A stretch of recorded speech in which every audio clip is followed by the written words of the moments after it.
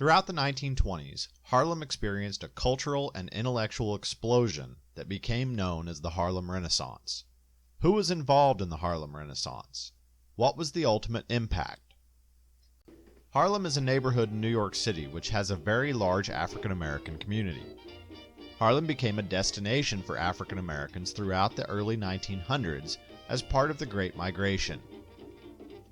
As more blacks made Harlem their home, it increasingly became well known as an African American cultural center. Poets, writers, artists, musicians, and philosophers were all key parts of the movement. One of the key components of the Harlem Renaissance was music. Jazz performers including Jelly Roll Morton, Fats Waller, Duke Ellington, and Louis Armstrong perfected their music, which became very popular amongst white audiences. It was also during this era when the piano was incorporated into the jazz style of music. Traditionally, jazz bands had included primarily brass instruments. Intellectuals such as W.E.B. Du Bois and Marcus Garvey argued and debated issues of racism, ethnic pride, and other topics related to African American life. Poets such as Langston Hughes introduced a new form of poetry known as jazz poetry.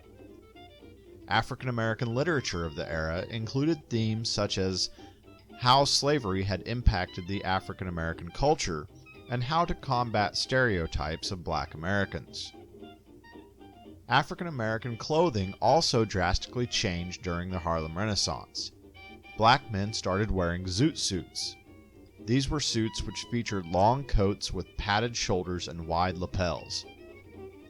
Women wore low-slung dresses, silk stockings, and open-toed slippers. Both genders wore hats with wide brims.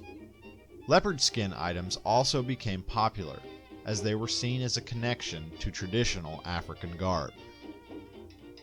The Harlem Renaissance had a profound impact on the United States, as well as the world. African American artists, musicians, and writers began to be respected on an international level.